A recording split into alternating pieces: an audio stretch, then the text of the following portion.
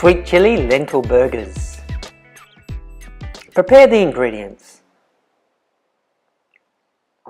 Add 1 cup of cooked brown rice to a mixing bowl.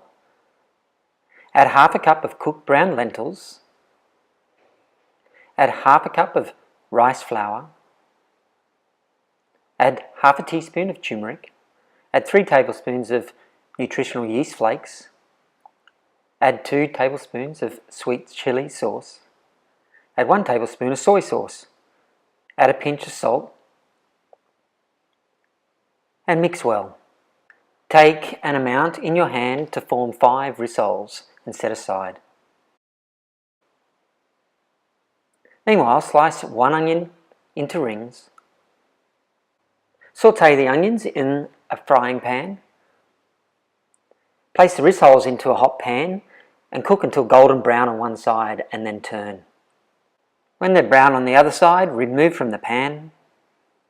Create your burger on a fresh wholemeal roll served with the onions, a sliced tomato and fresh salad greens.